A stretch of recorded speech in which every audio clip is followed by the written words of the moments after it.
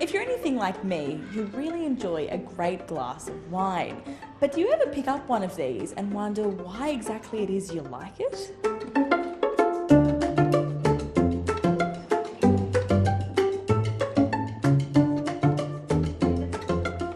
Since when does chalk belong in wine? Or tobacco? Or cedar? What do people even mean when they say wine has legs?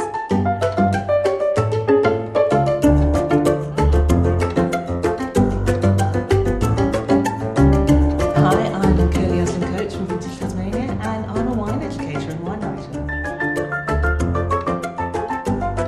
Tell me, how are you going to educate me and trying all these wines? We start off looking and smelling, and then talking and tasting, and then at the end we do a bit of a conclusion. We're starting with sparkling? Of course. Okay, what are we doing? So first off, if we just want to look, just have a little look at it. Can you see the little teeny tiny bubbles? Yes. So it's fine beading on the rim, if you like the lingo. And that's what you've got just here, is a sign of traditional method and often higher quality sparkling wine. And why is it important to be smelling our wines?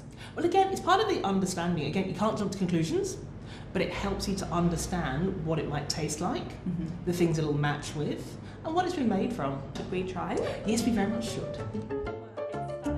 Does your mouth feel like it's watering a bit? Yes. Yeah, and that's the acidity. Okay, all right. Yeah, it's a physical reaction.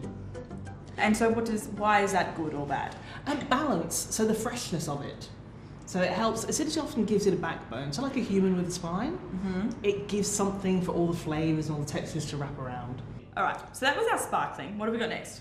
We've got some Pinot Gris, and just before we dive into the Pinot Gris, can you still taste a little bit of deliciousness in your mouth? Yeah, it is hanging around. That's another sign of quality, length. Okay, length. Yeah, so absolutely. how long it stays in your mouth after you've actually had it? Absolutely. Russ. We've got a rosé. Yes, we do, and look again straight away. What do you notice? Well, this one's cloudy. It is cloudy. It's not as clear as our other ones. So what does that mean? One for the cool kids. So unfiltered, unfined, pet nat, natural wines, all those sorts of terms. This is what they might look like. Why would I want a clear wine over a cloudy or vice versa? Oh, look, horses for courses. Okay. Some people absolutely love, to get that. You get a slightly different texture, you get sometimes a little more richness, the flavour compounds can be a little bit different. This is Chardonnay. Oh, yes. With this one, what are we expecting? We are expecting, hopefully, a bit of green apple, maybe a little buttery. And again, don't be scared of oak. It's got a purpose. It should be well blended into the flavours. So I'm expecting to taste wood in this?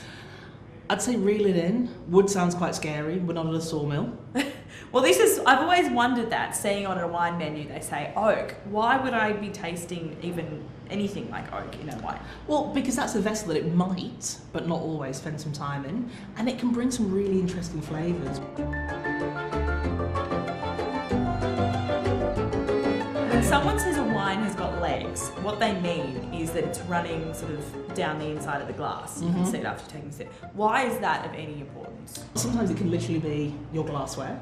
Sometimes it can be that it's sweet. Sometimes it can be that it's boozy.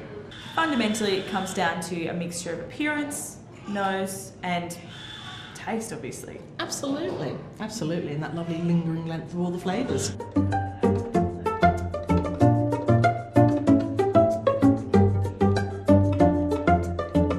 It turns out I'm not the only one in need of some wine lessons.